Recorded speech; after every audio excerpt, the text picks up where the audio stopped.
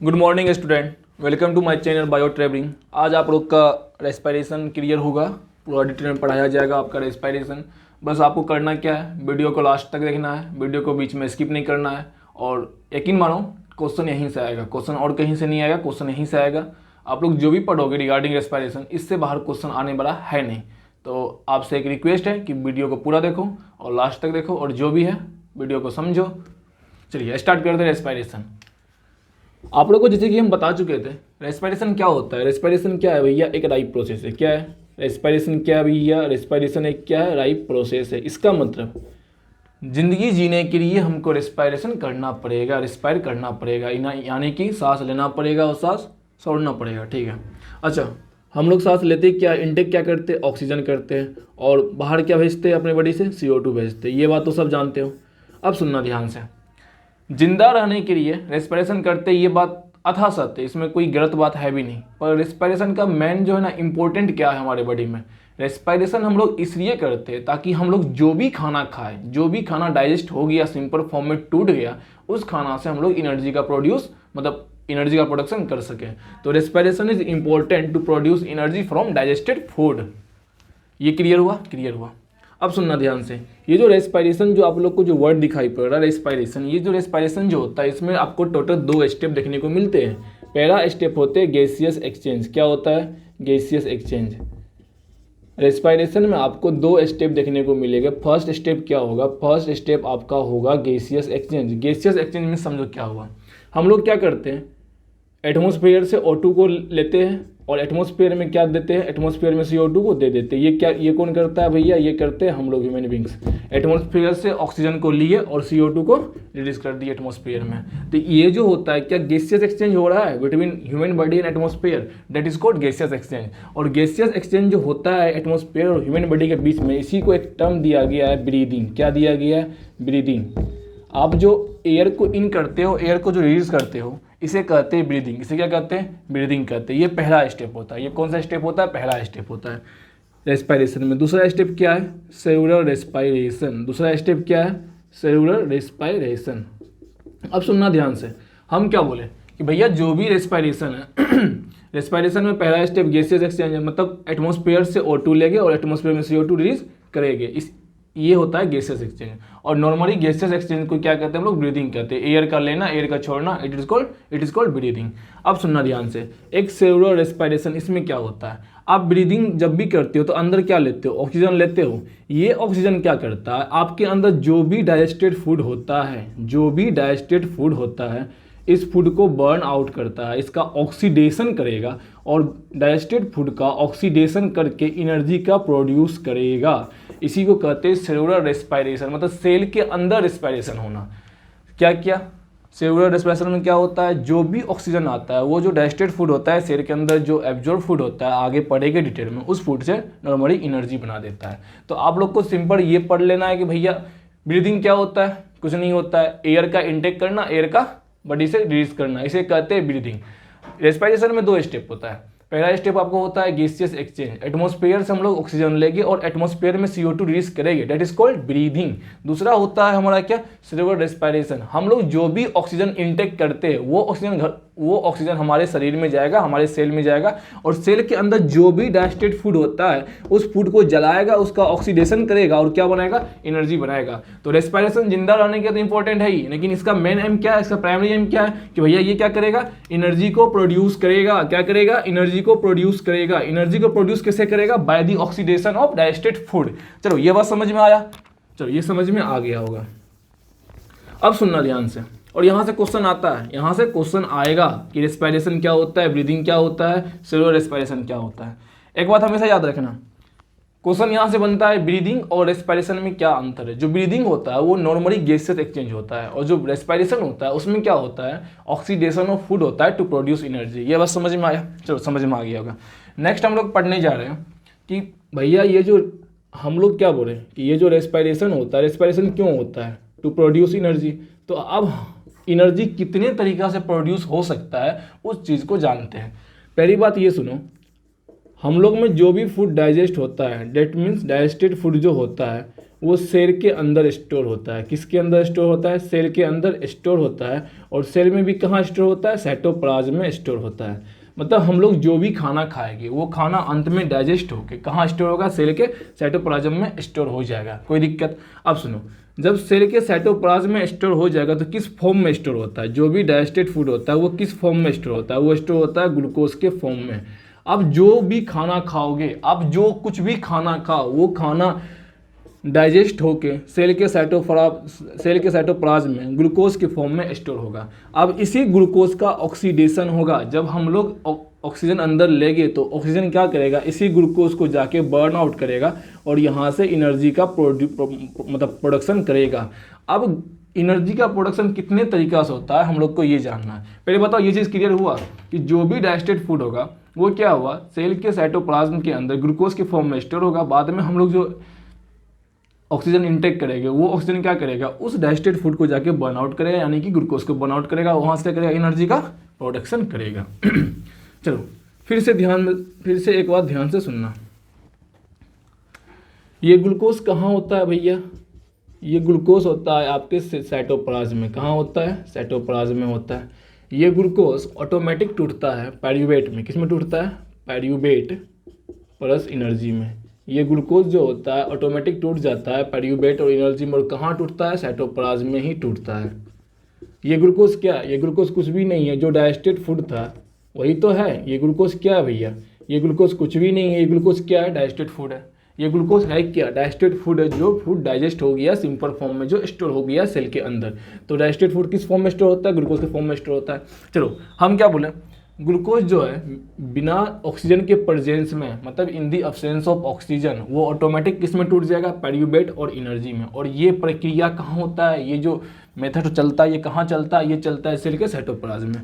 अब ध्यान से सुनना, ग्लूकोज से पायरूवेट जो बनता है, ग्लूकोज से जो पायरूवेट बनता है, इस प्रोसेस को हम लोग कहते हैं ग्लाइकोलाइसिस। क्या बोलते हैं? Glycolysis. The conversion of glucose into pyruvate is called glycolysis. अब सुनना, हम क्या बोले, रेस्पिरेशन में क्या होता है? ग्लूकोज का ऑक्सीडेशन होता है और वहाँ से एनर्जी प्रोडक्शन होता है। तो हम लोग अब पढ़ने जा रहे हैं कि भैया एनर्जी प्रोडक्शन का कितना तरीका है, कितना वे है। तो पहला हम लोग पढ़ेंगे, पहले तो हम लोग ये पढ़े कि ग्लूकोज साइटोप्लाज्म में स्टोर होता है और वो जो है ना पायरूवेट में और एनर्जी में टूटता है, ठीक। और यहाँ पे मतलब लो अमाउंट ऑफ एनर्जी रहता है। ये ग्लूकोज से पायरूवेट में जो कन्वर्जन होता है, जो ये रूपांतरित होता है, इसे कहते हैं ग्लाइकोलाइसिस। क्या कहते हैं? ग्लाइकोलाइसिस। अब सुनना ध्यान से, ये जो ग्लूकोज होता है ना, ये 6 कार्बन का चेन होता है। ये जो ग्लूकोज होता है, ग्लूकोज का एक मॉलिक्यूल 6 कार्बन का होता है, C6H12O6। ये ग्लूकोज का केमिकल फॉर्मूला है। यानी कि ग्लूकोज के एक मॉलिक्यूल्स में कितने कार्बन आएंगे? 6 कार्बन आएंगे। अच्छा, आप लोग को एक बात हम बोलते हैं, आप एक बड़ा सा पीस ले लो वुड का, मतलब ठंडा का सीजन है, अब बड़ा सा पीस ले लो वुड का, उसको जलाओ। वो जलने में टाइम लगेगा, उससे धुआं ज़्यादा निकलेगा क्योंकि बड़ा पीस है। अगर उसी पीस को आप छोटे छोटे करके जलाओगे तो वो जल्दी जलेगा और जल्दी वो ज़्यादा अमाउंट में हीट रिलीज करेगा ठंड के टाइम में। अब सुनना ध्यान से, ये ग्लूकोज जो होता है 6 कार्बन का चेन होता है, उसका फॉर्मूला क्या होता है? C6H12O6। अब मान लो इस ऐसे 6 कार्बन एक साथ लगे होते हैं ग्लूकोज के मॉलिक्यूल में। ये जो पायरूवेट होता है, पायरूवेट का भी एक अलग से अपना किस्सा है। क्या इसका क्या मतलब, पायरूवेट में क्या है कि ये जो होता है 3 कार्बन का चेन होता है। पायरूवेट जो होता है 3 कार्बन का चेन होता है, 1 2 3 ऐसे। तो अब सुनना, जब एक ग्लूकोज आएगा, क्वेश्चन बनता है जब एक ग्लूकोज जब टूटेगा तो कितना पायरूवेट में बदलेगा। आपको हम पहले बता चुके कि भैया जो ग्लूकोज होता है 6 कार्बन का चेन होता है और पायरूवेट क्या होता है? 3 कार्बन का चेन होता है। मतलब अगर एक ग्लूकोज टूटेगा तो 2 पायरूवेट निकलेगा। अगर हम लोग एक ग्लूकोज मॉलिक्यूल्स ले लिए तो कितना पायरूवेट निकलेगा? 2 पायरूवेट निकलेगा। इस बात को हमेशा याद रखना कि ग्लूकोज मॉलिक्यूल्स में 6 कार्बन होता है, पायरूवेट में 3 कार्बन होता है। अगर एक मॉलिक्यूल्स ग्लूकोज टूटा तो ये टूटेगा तो क्या 3 आप डिवाइड हो जाएगा, इधर 3 आ गया, इधर 3 आ गया। मतलब एक ग्लूकोज के टूटने से क्या 2 पायरूवेट आया? बिल्कुल आ गया। तो इस चीज़ को थोड़ा एक्स्ट्रा याद रखना। चलो अब सुनना ध्यान से, अगर हम लोग पायरूवेट को ही ऑक्सीडेशन करवा देंगे, क्या यहाँ से भी एनर्जी निकलेगा? पायरूवेट है क्या? पायरूवेट कुछ नहीं है, ग्लूकोज का ही तो पार्ट है, ग्लूकोज से तो बन के आया है ना। अब चलो क्या होता है सुनना, पायरूवेट से एनर्जी पायरूवेट से जो एनर्जी का प्रोडक्शन होता है, डेट मीन्स जो ग्लूकोज जो पायरूवेट में टूटा, कन्वर्जन हुआ, इससे जो एनर्जी निकलेगा ये 3 तरीका से निकलता है। ये कितने तरीका से निकलेगा? ये 3 तरीका से निकलेगा। पहला निकलता है in the presence of oxygen, पहला निकलेगा in the presence of oxygen, O2 के प्रेजेंस में। जब ऑक्सीजन आएगा पायरूवेट के संपर्क में, तो पायरूवेट किस में टूटेगा? CO2 में टूटेगा, H2O में टूटेगा और साथ ही साथ एनर्जी में टूटेगा। किस में टूटेगा? एनर्जी में टूटेगा। जब ऑक्सीजन आया, मेरी बात को सुनना ध्यान से, ग्लूकोज से पायरूवेट में टूटा, ये बिना यहाँ ऑक्सीजन का कोई डिमांड नहीं था, ये ऑटोमेटिक टूटा। और जब ऑक्सीजन आया तो पायरूवेट को वो ऑक्सीडेशन करेगा, पायरूवेट को जलाएगा। जब पायरूवेट जलेगा तो क्या होगा? CO2, H2O और एनर्जी में टूटेगा। और यहाँ जो एनर्जी बनता है 38 ATP बनता है। कितना बनता है? 38 ATP बनता है। और ये जो प्रक्रिया चलता है, ये जो मेथड चलता है, ये चलता है इन माइटोकॉन्ड्रिया। कहाँ चलता है? माइटोकॉन्ड्रिया के प्रेजेंस में होता है, मतलब माइटोकॉन्ड्रिया में होता है। ग्लूकोज पायरूवेट में टूटा, साइटोप्लाज्म में टूट गया। ग्लूकोज कहाँ स्टोर था? सेल के साइटोप्लाज्म में स्टोर था। अब जो पायरूवेट जो बना है ग्लूकोज से, अब जब ऑक्सीजन आएगा, इन दी प्रेजेंस ऑफ ऑक्सीजन, या आप कह सकते हो जब सफिशियंट ऑक्सीजन होगा, सफिशियंट मतलब ऑक्सीजन की जब कमी नहीं होगा, सफिशियंट ऑक्सीजन होगा तो पायरूवेट क्या होगा? कार्बन डाइऑक्साइड, वाटर और एनर्जी में टूटेगा। और ये प्रक्रिया कहाँ चलेगा? ये मेथड चलेगा माइटोकॉन्ड्रिया में। अब सुनो, एटीपी क्या होता है? एटीपी का फुल फॉर्म होता है एडिनोसिन ट्राइफॉस्फेट। क्या होता है? Adenosine triphosphate. एटीपी का फुल फॉर्म होता है एडिनोसिन ट्राइफॉस्फेट। आप लोग बाहर जाते हो, आप बाहर कुछ भी खरीदते हो तो क्या आपको रुपये का जरूरत पड़ता है? करेंसी का जरूरत पड़ता है? बिना रुपया आपको कोई सामान नहीं मिलने वाला है। ठीक उसी प्रकार हमारे बॉडी में कोई भी काम होगा, हमारा बॉडी कोई भी काम करेगा, हमारा बॉडी कुछ भी काम करेगा, उसके लिए चाहिए उसको एनर्जी। और एनर्जी स्टोर होता है हमारे बॉडी में एटीपी के फॉर्म में। तो एटीपी को कहा जाता है एनर्जी करेंसी ऑफ सेल। क्या बोला जाता है? Energy currency of cell. ये बात याद रखना, एनर्जी करेंसी ऑफ सेल। ये बात समझ में आया? तो ये पहला तरीका है जिससे एनर्जी बनता है। और इसमें कंडीशन है क्या? कि ऑक्सीजन होना चाहिए, ऑक्सीजन बढ़िया होना चाहिए, मतलब सफिशिएंट ऑक्सीजन होना चाहिए। चलो, एक दूसरा तरीका क्या आता है? ऑक्सीजन रहेगा बट इनसफिशिएंट ऑक्सीजन रहेगा। क्या रहेगा? इनसफिशिएंट ऑक्सीजन रहेगा। अच्छा, आप लोग सुनो, आप लोग जब भी जिम करते हो, जब हैवी वर्कआउट करते हो, आफ्टर सम टाइम क्या होता है कि आप लोग जो है ना थक जाते हो। मास जो भी आप, जैसे आप पुशअप करो, आप 10 बार 20 बार पुशअप करो, उसके बाद आपका जो है ना जो बाइसेप टाइसेप होता है वो आपका थक जाएगा, आप पुशअप नहीं कर पाओगे। क्यों होता है? सुनना ध्यान से। अभी नॉर्मल जब काम कर रहे हैं, जैसे हम नॉर्मल गए एक्सरसाइज करना स्टार्ट किए, तो हमारे शरीर में ये प्रक्रिया चल रहा होगा, एटीपी बना होगा, एनर्जी बना होगा पूरा दमदार तरीके से। जब हम लोग हैवी वर्कआउट करें तो वहाँ जब हैवी वर्कआउट करेगा तो हम लोग को हैवी एनर्जी भी चाहिए, हैवी एनर्जी यूज़ करेगा हमारा सेल। तो सेल क्या करेगा? वहाँ पे जो भी एनर्जी प्रोड्यूस हुआ होगा भाया प्रोसेस 1 यानी कि माइटोकॉन्ड्रिया के थ्रू जो आया होगा एनर्जी, उसको यूज़ कर लिया। अब जब यूज़ कर लिया तो वहाँ पे एनर्जी का क्वांटिटी कम हो जाएगा, वहाँ पे एनर्जी है ही नहीं। जब एनर्जी है ही नहीं तो हमारा मसल्स क्या होगा? ज़्यादा बढ़िया से काम नहीं करेगा। साथ ही साथ वहाँ पे लैक्टिक एसिड बन जाता है जो मसल्स के थकावट का रीजन बनता है। चलो इसको देखते हैं बढ़िया से। जब इनसफिशिएंट ऑक्सीजन होगा, ये कहाँ होता है? मसल्स में होता है। कहाँ होता है? मसल्स में होता है। तो आपको लैक्टिक एसिड बनता है। क्या बनता है भैया? लैक्टिक एसिड बनता है plus little amount of energy create होता है। ये जो लैक्टिक एसिड बनता है यही रीजन होता है फैटिगनेस का। किसका रीजन होता है? ये फैटिगनेस का रीजन होता है। आपका जो मसल्स जो वीक पड़ जाता है, फैटिगनेस, आपका आपके मसल्स में जो थकावट चली आती है, इसी लैक्टिक एसिड के फॉर्मेशन के वजह से। मतलब आप जब भी हैवी वर्कआउट करोगे तो आफ्टर सम टाइम क्या होगा? वहाँ पे जो भी एटीपी होगा, जो भी एनर्जी होगा, वो कम हो जाएगा। जब वो कम हो जाएगा तो मसल्स बोलेगा भैया और लाओ, तब तो हम कर पाएंगे। पर हमारा बॉडी में उतना जल्दी तो बढ़ नहीं पाएगा। तो बॉडी क्या करता है? उसको उसकी पूर्ति के लिए कि जल्दी से, मतलब जैसे पुशअप कर रहे हैं तो यहाँ अब एनर्जी घट गया तो बॉडी क्या करेगा? तुरंत रेस्पिरेशन का जो रेट होगा उसको बढ़ा देगा। रेस्पिरेशन रेट बढ़ाएगा तो बॉडी में क्या होगा? ऑक्सीजन जल्दी आएगा तो जो भी स्टोर फूड होगा ग्लूकोज, उसको जल्दी से तोड़ेगा, एनर्जी बनाएगा। और इस एनर्जी को बॉडी यूज़ करेगा, जो भी मतलब वर्कआउट कर रहा है उसमें।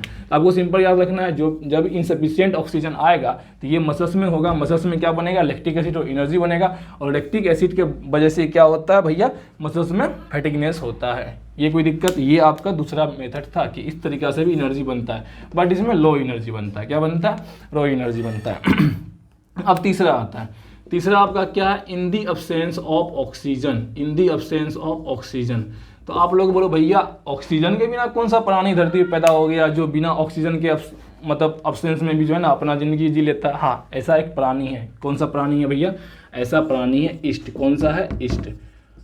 ईस्ट, ईस्ट में क्या होता है, ऑक्सीजन का जरूरत नहीं पड़ता है। ग्लूकोज आया, पायरूवेट बना, फिर पायरूवेट से क्या आएगा, पायरूवेट से आराम से क्या बन जाएगा, आपको इथेनॉल बन जाएगा। क्या बन जाएगा? इथेनॉल बन जाएगा, और साथ ही साथ CO2 बन जाएगा, प्लस एनर्जी बन जाएगा। और यहाँ एनर्जी कम बनता है, 2 ATP एनर्जी बनता है यहाँ पे। और ये हम क्या बोले, पायरूवेट से क्या बनेगा, ऑक्सीजन का आवश्यकता नहीं पड़ेगा, ऑक्सीजन का जरूरत नहीं पड़ेगा। पायरूवेट से डायरेक्ट इथेनॉल, CO2 और एनर्जी बनेगा। एनर्जी कितना बनेगा? 2 ATP बनेगा। कितना बनेगा? 2 ATP। और किस में बनता है? Example east. और ये होता कहाँ पे? ये ईस्ट के साइटोप्लाज्म में होता है। तो अब सुनो, ये 3 तरीका होता है जिससे एनर्जी का प्रोडक्शन होता है। अब इन तीनों तरीका में कॉमन क्या है? कॉमन भैया तो ये है ना, ग्लूकोज से जो पायरूवेट बनेगा, ये साइटोप्लाज्म बनेगा, जो ग्लाइकोलाइसिस जो होता है, ये कॉमन होता है तीनों तरीका में। पहला क्या हो गया, इन दी प्रेजेंस ऑफ ऑक्सीजन। जब ऑक्सीजन की जब ऑक्सीजन रहेगा बहुत ज़्यादा मात्रा में, या नॉर्मल जो भी काम हम लोग करते हैं वो माइटोकॉन्ड्रिया में होगा, CO2 H2O एनर्जी बनेगा, 38 ATP बनेगा। ATP का फुल फॉर्म क्या है? Adenosine triphosphate. और ATP होता क्या है? एनर्जी करेंसी ऑफ सेल होता है। अब सुनना ध्यान से मेरी बात को, अगर आप लोग रेस्पिरेशन नहीं करोगे तो आप लोग में CO2 भी नहीं बनेगा।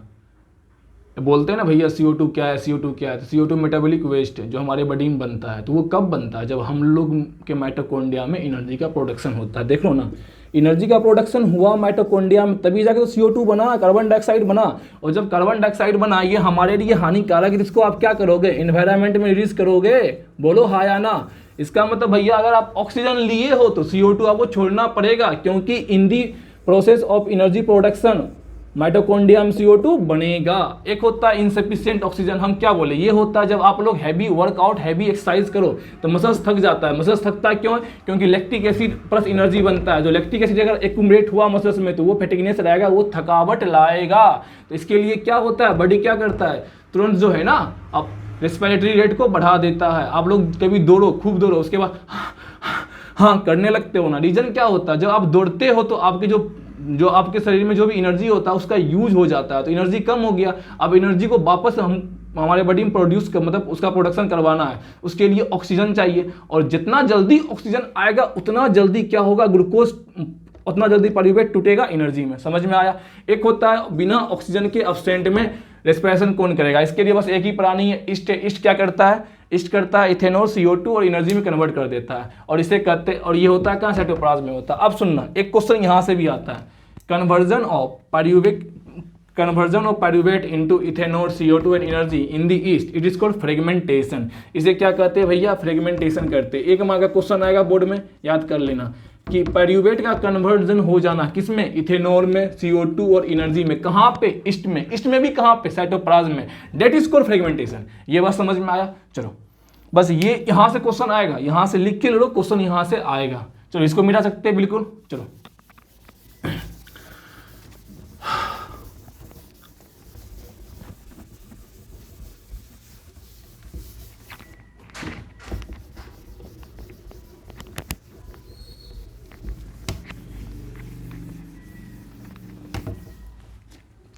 अब सुनना ध्यान से, ये जो भैया रेस्पिरेशन होता है, क्या होता है, ये जो रेस्पिरेशन होता है ये 2 टाइप्स के होते हैं। क्या टाइप, कितने टाइप्स के होते हैं, 2 टाइप्स के होते हैं। एक आपको होते हैं एरोबिक, क्या होते हैं, एरोबिक रेस्पिरेशन। एक क्या होते हैं आपको, एरोबिक रेस्पिरेशन। एक क्या होते हैं आपको, एनएरोबिक रेस्पिरेशन। एक क्या होते हैं आपको, एनएरोबिक रेस्पिरेशन। एक मिनट,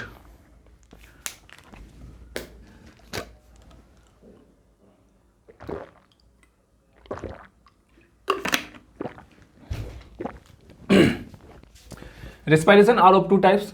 एक होते हैं, first one is aerobic and second one is anaerobic.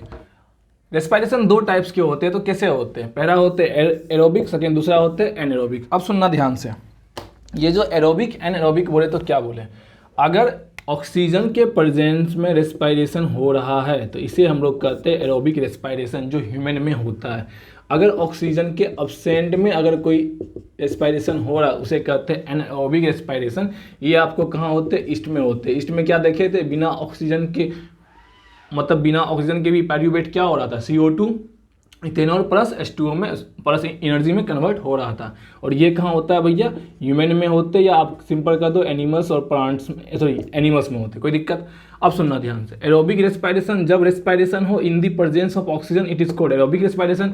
When respiration occur in the absence of oxygen it is called anaerobic respiration. ये जो एरोबिक रेस्पिरेशन होता है ये जनरली कहाँ होते हैं? ये जनरली आपको होते हैं माइटोकॉन्ड्रिया में। ये कहाँ होते हैं भैया? ये होते हैं माइटोकॉन्ड्रिया में।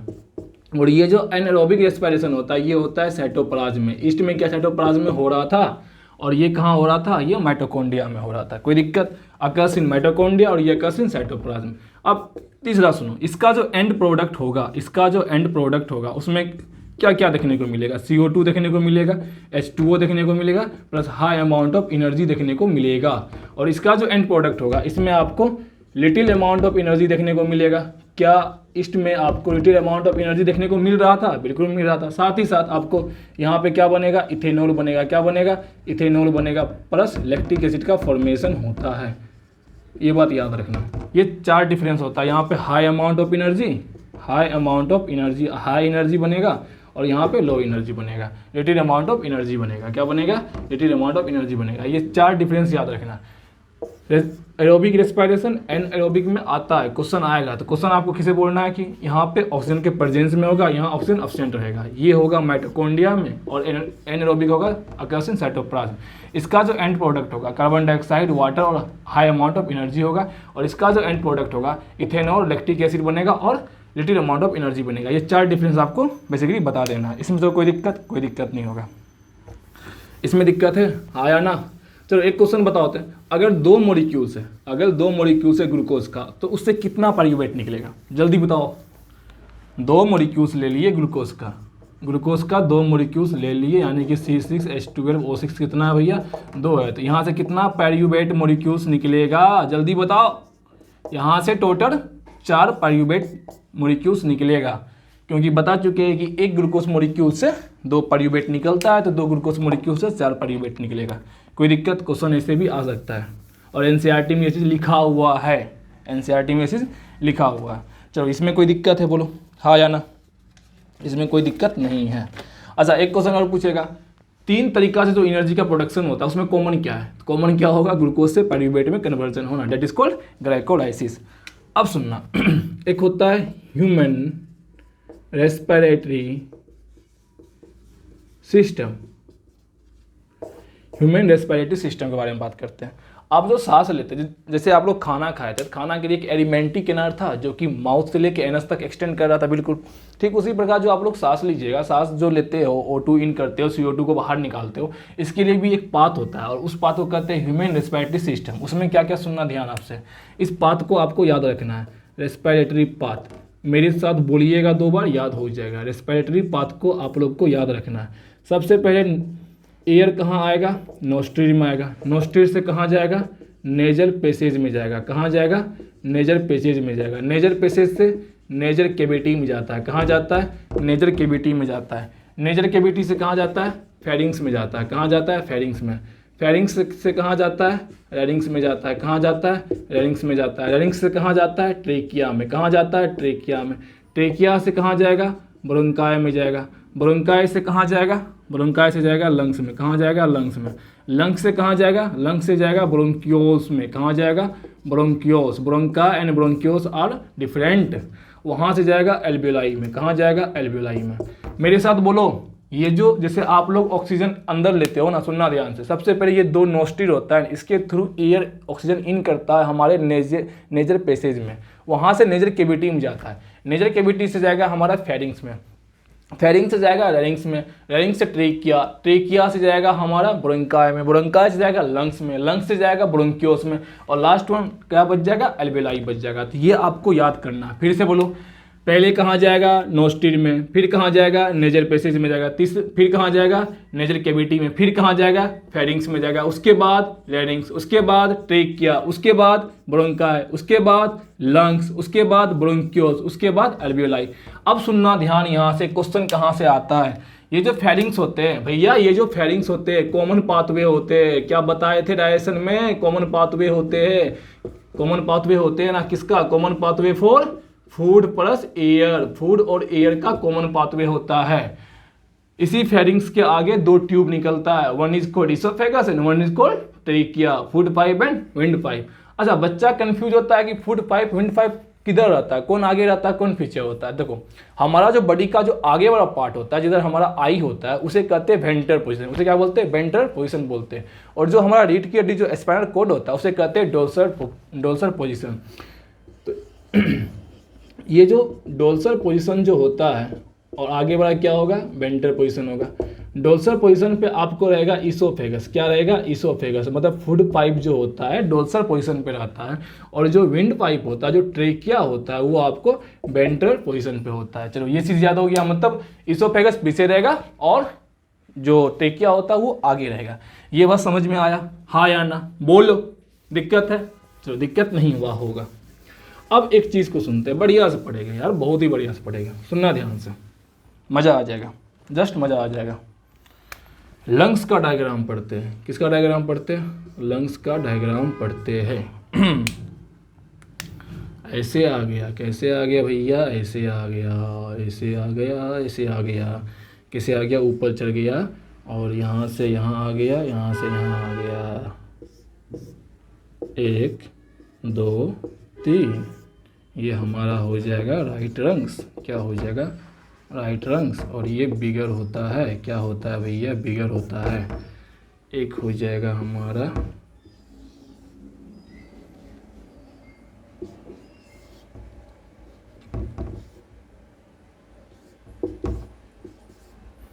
ये हो जाएगा हमारा लेफ्ट लंग्स।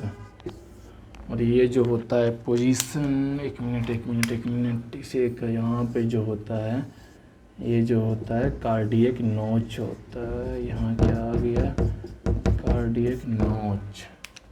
और यहाँ क्या प्रेजेंट रहेगा, यहाँ हार्ट प्रेजेंट रहेगा। और यहाँ पे क्या होता है, से शिफ्ट रिंग होता है, 1 मिनट भैया, चलो ठीक है। ये क्या होता है, ये होता है, 1 मिनट, जैसे 1 मिनट, थोड़ा पानी पी लेने दो।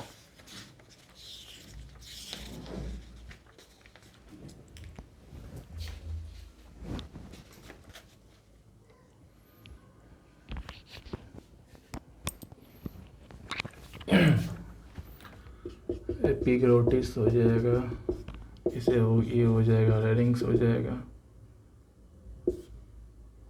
और यहाँ पे सॉरी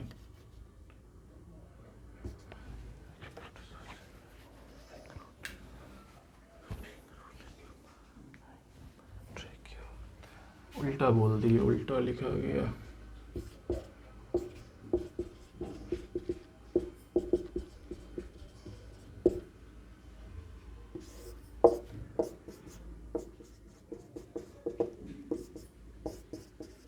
अब सुनना ध्यान से, ये मोटा मोटी हम नोस्ट्री को काट दिए हैं, nasal passage, nasal cavity, pharynx, उसके बाद आपको आता है, फेरिंग्स के बाद क्या आता है भैया, लैरिंग्स आता है। तो वहाँ से आपको मोटा मोटी ये पाथवे समझना है। एपिग्लोटिस होता है ना, एपिग्लोटिस क्या होता है, एक कवर होता है जो विंड पाइप को कवर करता है, क्यों, to prevent the entry of food particles into wind pipe या ट्रेकिया। एपिग्लोटिस के नीचे आओगे तो आपको मिलेगा लैरिंग्स, क्या मिलेगा, लैरिंग्स। लैरिंग्स जो होता है ये वॉइस प्रोड्यूसिंग ऑर्गन होता है, क्या होता है, वॉइस प्रोड्यूसिंग ऑर्गन होता है। आप लोग जो बोलते हो ना, इसी लैरिंग्स के वजह से बोलते हो। अगर लैरिंग्स को हटा दिया जाए तो आप लोग बोल नहीं पाओगे। इस लैरिंग्स के नीचे जाओगे तो आपको क्या मिलेगा, ट्रेकिया मिलेगा, ट्रेकिया देख लो, फिर वहाँ से क्या मिलेगा, ब्रोंकाई मिलेगा, फिर ब्रोंकाई के बाद क्या मिलेगा, लंग्स मिलेगा, और फिर लंग्स में क्या मिलेगा, ब्रोंक्योस मिलेगा, लंग्स में क्या मिलेगा, ब्रोंक्योस मिलेगा, और वहाँ से क्या मिलेगा, एल्वियोलाई मिलेगा। बस यही तो चार्ट था, यही तो पाथवे था। और इससे क्या था, लैरिंग्स से पहले नोस्ट्रिल था, नोस्ट्रिल के बाद क्या था, नेजल पैसेज था, उसके बाद नेजल कैविटी था, उसके बाद क्या था, फेरिंग्स था, फेरिंग्स के बाद क्या था, रेरिंग्स था, बिल्कुल रेरिंग्स था। बट रेरिंग्स से जस्ट ऊपर होता है एपिग्लोटिस, डेट ये जो है ना कार्टिलेज से बना होता है। किससे बना होता है, कार्टिलेज से बना होता है। कार्टिलेज में भी कौन सा कार्टिलेज, हेलाइन कार्टिलेज से बना होता है। इसका फंक्शन होता है to prevent the entry of food particles into the trachea.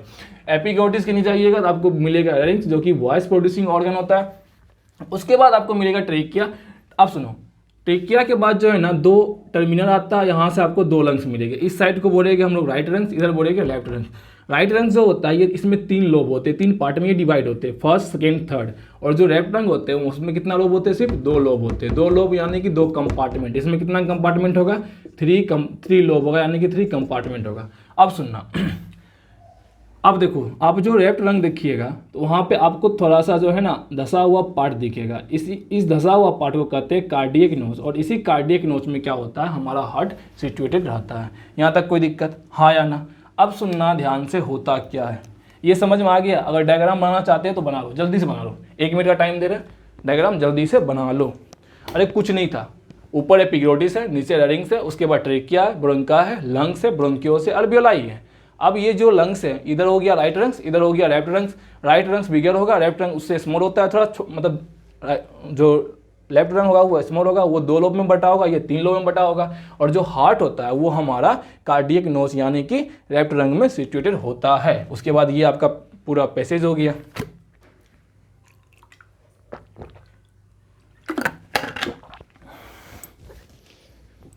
चलो हो गया, इसको मिटाते हैं।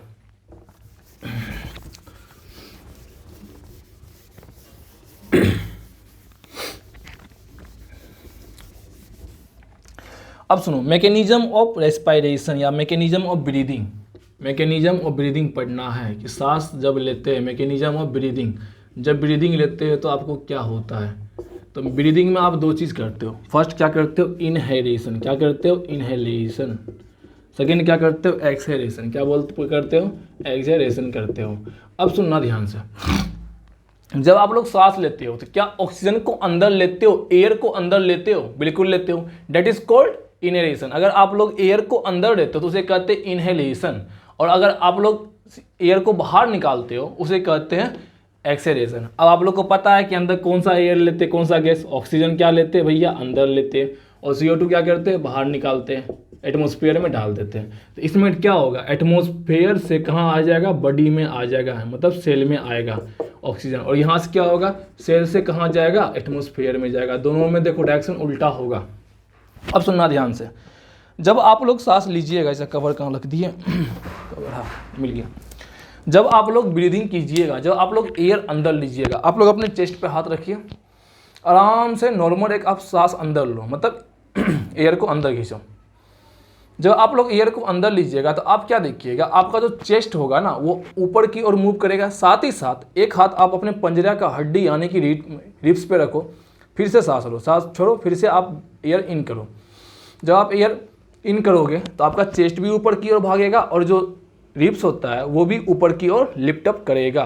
कोई दिक्कत। अब सुनना ध्यान से, तो जब आप इनहेल करोगे तो पहले क्या होता है, जो चेस्ट कैविटी होता है, क्या होता है भैया, जो चेस्ट कैविटी होता है वो लिफ्ट अप हो जाता है। लिफ्ट अप मतलब वो ऊपर की ओर आता है। साथ ही साथ जो लिप्स होता है वो भी क्या होता है, लिफ्ट अप हो जाता है। कोई दिक्कत, बोलो हाँ या ना।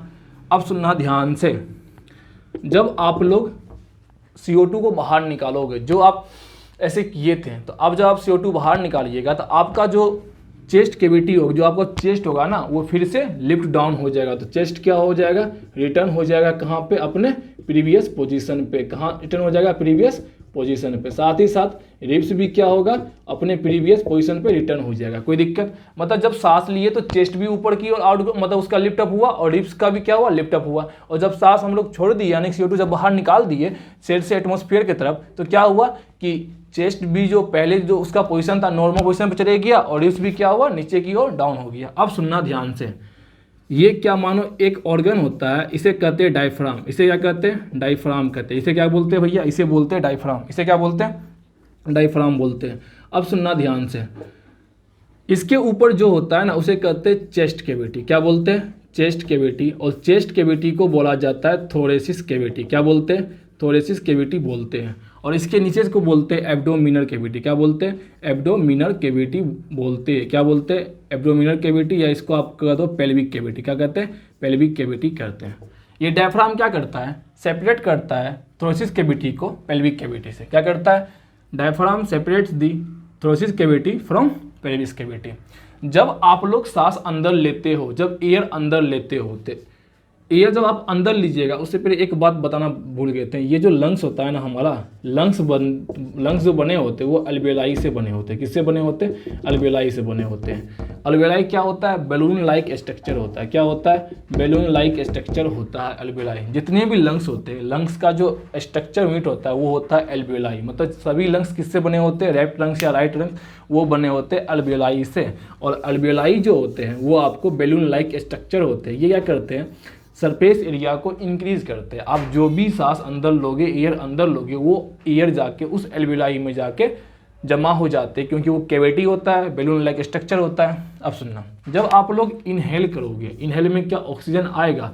ऑक्सीजन जब लंग्स में जाता है तो लंग्स का जो एल्वेलाई होता है, जो बैलून लाइक स्ट्रक्चर होता है, वो एक्सपांड होता है। एक्सपांड क्यों होगा? कि भैया एयर गया, एल्वेलाई में गया, और एल्वेलाई बैलून लाइक स्ट्रक्चर है वो पूरा एक्सपांड कर गया। तो जब लंग्स एक्सपांड करेगा, ये होता है डायफ्राम, और ऊपर क्या होता है भैया? ऊपर आपका होता है लंग्स। मान के चलो ये लंग्स हो गया। जब इसमें जब एयर जब आप इन करोगे, जब O2 आप लोग लेंगे, तो इसमें क्या होगा कि इस लंग्स जो होता है, लंग्स का वॉल्यूम बढ़ेगा। क्या होगा? लंग्स का वॉल्यूम बढ़ेगा। जब लंग्स का वॉल्यूम बढ़ेगा तो एक प्रेशर क्रिएट होगा डायफ्राम पे। क्या होगा? एक डायफ्राम पे प्रेशर क्रिएट होगा। तो अभी जो डायफ्राम आपको अम्ब्रेला शेप्ड का दिख रहा है, या इसी को कहते हैं डोम शेप्ड, इसे क्या बोलते हैं? डोम शेप्ड बोलते हैं। ये आपको कंस्ट्रिक्ट हो जाएगा, ये फ्लैट हो जाएगा। क्या होगा? फ्लैट होगा। तो ड्यूरिंग इनहेलेशन क्या होता है कि जब इनहेलेशन में क्या होता है कि आप जो भी सांस लोगे, वो आप एयर कहाँ जाएगा? लंग्स में जाएगा। लंग्स में कहाँ जाएगा? अल्वेलाई में जाएगा। अल्वेलाई में जाएगा तो वॉल्यूम बढ़ेगा, एक्सपांड करेगा। वो जब वॉल्यूम बढ़ेगा तो प्रेशर कहाँ लगाएगा? डायफ्राम पे। डायफ्राम पहले ऐसे था डोम शेप में, अब ऐसे हो जाएगा। ये बात समझ में आया?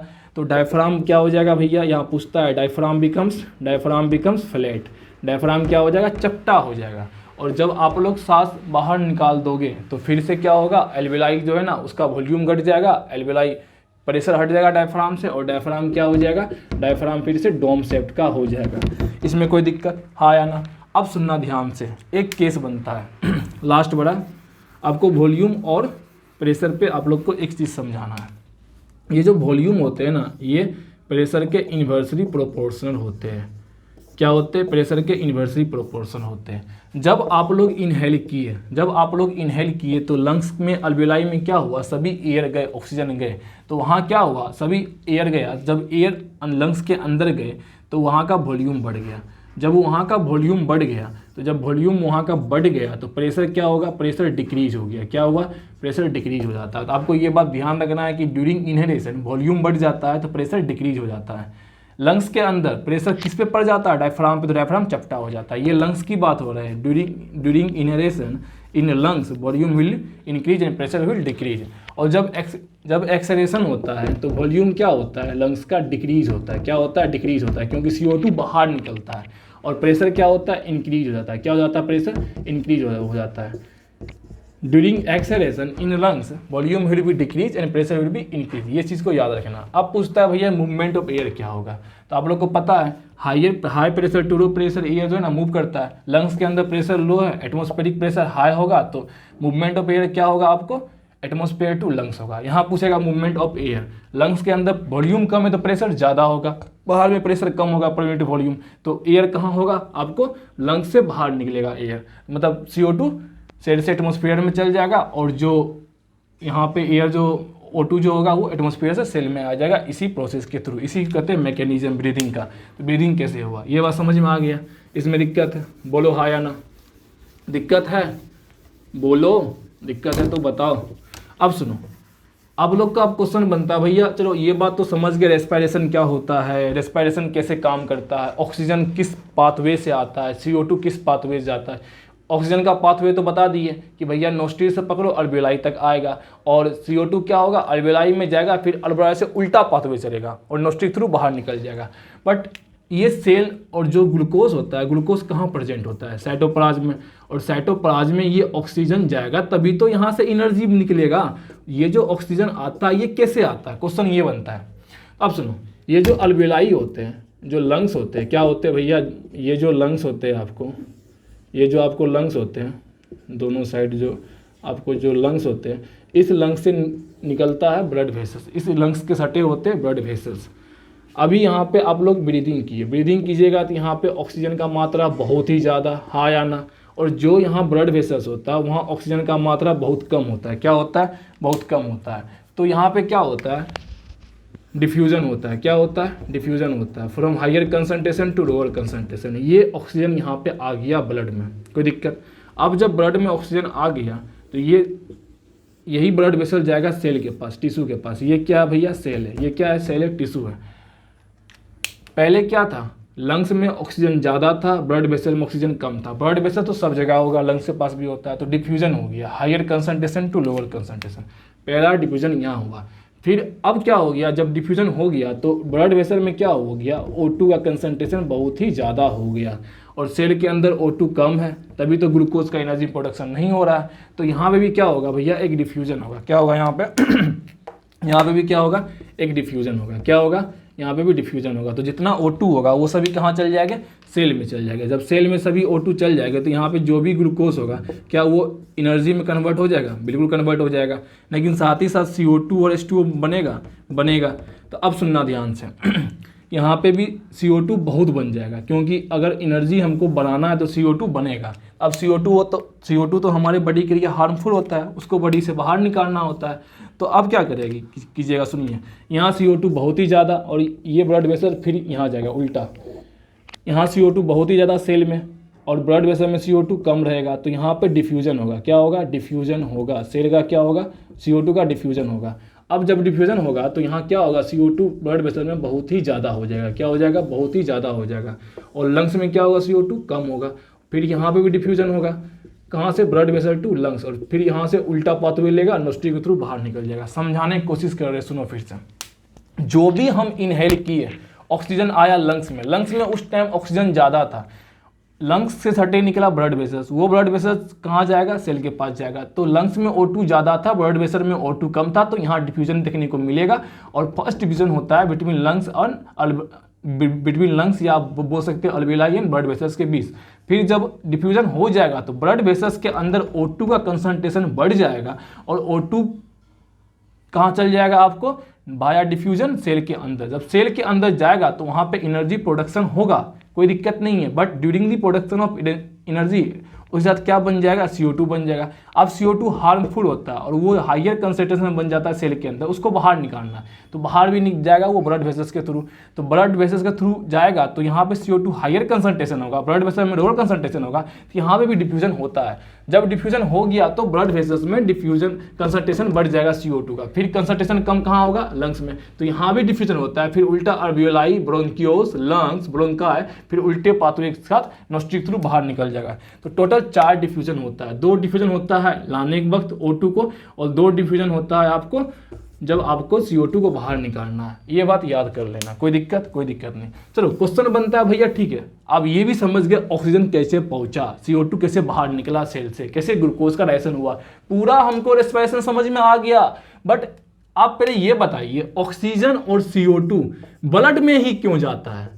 भैया ये जो ब्लड होता है ये सर्कुलेटरी मीडियम होता है, ट्रांसपोर्टेशन मीडियम होता है। बॉडी में कोई चीज़ अगर कहीं से कहीं पहुंचाना है तो वो ब्लड के थ्रू ही जाएगा, क्योंकि बॉडी में दौड़ता कौन है? रनिंग कौन करता है?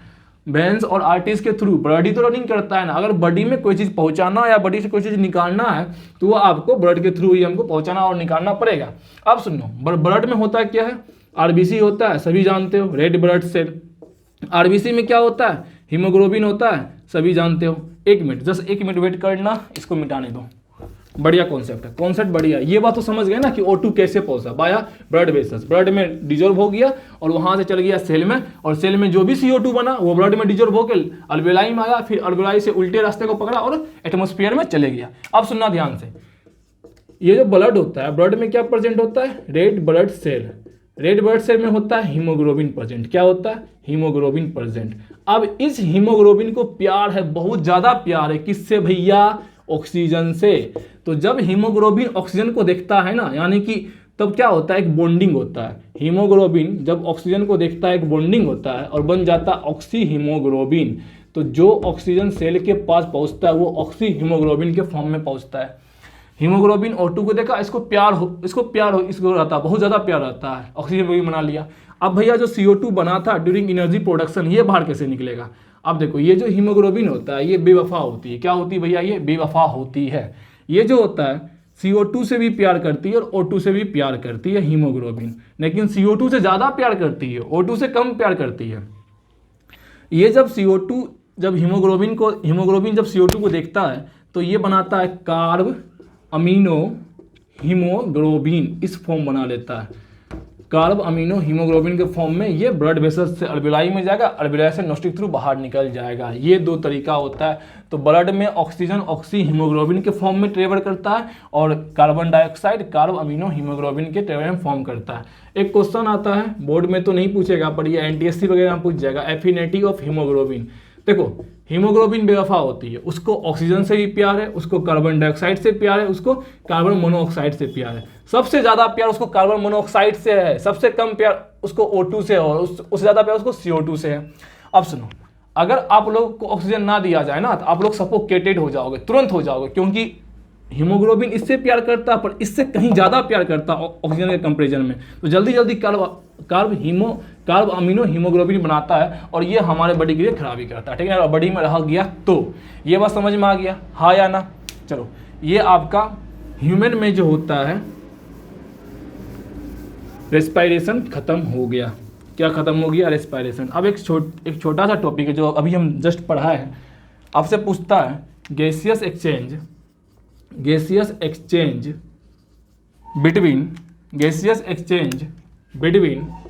Between alveoli blood and cell. तो आप लोग क्या ये बात हम बता चुके हैं कि भैया जो भी अल्वेलाई में ऑक्सीजन आएगा, एयर आएगा, उस एयर में क्या होगा, O2 होगा। ये O2 कहाँ जाएगा, ब्लड में RBC के साथ कंबाइन करेगा तो ऑक्सी हीमोग्लोबिन बनाएगा, वहाँ से कहाँ जाएगा, सेल में। फिर सेल में जो भी CO2 निकलेगा वो ब्लड में आएगा, कार्ब हीमोग्लोबिन के साथ वो जो है ना वो अपना बॉन्डिंग बनाएगा, कार्ब अमीनो हीमोग्लोबिन के फॉर्म में ब्लड से बाहर निकल जाएगा। ये एक छोटा सा टॉपिक है, क्वेश्चन यहाँ से भी आते हैं और ये आपको हम डिटेल में पढ़ा चुके हैं, लिख लीजिएगा। चलो, रेस्पिरेशन इन ह्यूमन खत्म हो गया। अब आता है रेस्पिरेशन इन प्लांट्स। प्लांट में रेस्पिरेशन कैसे होता है भैया, तो प्लांट में पहला होता है स्टोमाटा के थ्रू। रेस्पिरेशन में क्या इन्वॉल्व है, दो स्टेप, पहला गैसेस एक्सचेंज, दूसरा सेलुलर रेस्पिरेशन। तो स्टोमाटा क्या करता था, स्टोमाटा के अंदर जो भैया आपको जो पोर था, ये पोर के थ्रू क्या हो रहा था, CO2 अंदर और O2 बाहर जा रहा था। तो ये क्या है, गैसियस एक्सचेंज ही तो है। तो स्टोमाटा क्या करवाता है, गैसियस एक्सचेंज करवाता है। तो स्टोमाटा के थ्रू प्लांट में रेस्पिरेशन होता है। उसके बाद क्या होते हैं, प्लांट के स्टेम में कुछ रेंटी सेल होते हैं, ये क्या करते हैं, गैसियस एक्सचेंज करने में हेल्प करते हैं। प्लांट्स के स्टेम के अंदर कुछ रेंटी सेल होते हैं जो गैसियस एक्सचेंज करने में हेल्प करते हैं। उसके बाद ये कहाँ होते हैं, रेंटी सेल स्टेम में होते हैं। एक आया रूट्स का जो जनरल सरफेस होता है रूट्स से, वहाँ से भी क्या होते हैं, प्लांट्स रेस्पिरेशन करता है। तो नॉर्मल आपको ये याद रखना है कि प्लांट्स में रेस्पिरेशन 3 तरीका से होता है। स्टोमाटा के थ्रू होता है, स्टेम में कुछ सेल होता है, इसका नाम रेंटी सेल, उसके थ्रू होता है, और रूट्स के जनरल सरफेस से होता है। ये बात याद रखना। अब सुनना, एक होता है टेरेस्ट्रियल ऑर्गेनिज्म, एक होता है एक्वेटिक ऑर्गेनिज्म। जो टेरेस्ट्रियल ऑर्गेनिज्म होता है उसको फ्री ऑक्सीजन मिलता है एटमॉस्फेयर में, वो बढ़िया से सांस लेता है। बट जो एक्वेटिक ऑर्गेनिज्म होता है उसको फ्री ऑक्सीजन नहीं मिलता है, क्योंकि जो वाटर होता है, वाटर में ऑक्सीजन डिजोल्व होता है, तो वो डिजोल्व ऑक्सीजन को यूज़ करता है। क्वेश्चन यहाँ से ही बनते हैं कि एक्वेटिक ऑर्गेनिज्म क्या करते हैं, डिजोल्व ऑक्सीजन को यूज़ करते हैं for the process of respiration, और जो टेरेस्ट्रियल होते हैं वो फ्री ऑक्सीजन को यूज़ करते हैं, हम लोग आराम से सांस लेते हैं। But aquatic organism dissolve oxygen को यूज़ करते हैं। चलो, आज का ये पूरा टॉपिक खत्म हो गया। अच्छा लगे तो कमेंट कीजिएगा, चैनल को सब्सक्राइब करिएगा, और आप लोग अगर कमेंट करते हो, लाइक करते हो, जिससे मेरा मोटिवेशन बढ़ता है। हम चाहेंगे, अभी न्यू सेटअप है, सामान ज़्यादा है नहीं, तो इसको और हम हाई लेवल पे ले जाएंगे। बट अभी स्टार्टिंग है, थोड़ा टाइम लगेगा। बट आप लोग का एक सपोर्ट है कि वीडियो देखा करो और क्वेश्चन देखो। हम नोट्स नहीं लिखवा रहे, मतलब नोट्स हल्का हल्का वो पॉइंट वाइज समझा रहे हैं, आप लोग समझ जाओ। नोट्स तो जो भी मेरे बच्चे हैं जो पढ़ते हैं उसको तो, मतलब उन्हें तो नोट्स पहले से है ही। आप लोग सिंपल यहाँ से एक थ्योरी पकड़ लो, नोट्स का क्या दिक्कत है, नोट्स हम कभी टेलीग्राम चैनल ओपन करके डाल देंगे, वहाँ से आप लोग नोट्स पढ़ लेना। बाकी मोटा मोटी जितना बोल देते हैं वो तो नोट्स का काम कर ही देता है। और एक बात याद रखना कि आप लोग मेरे बच्चे हो, मेरे स्टूडेंट हो बायो में, और अंकित आनंद का बच्चा पढ़ता नहीं है, पढ़ा देता है। चलो गुड बाय।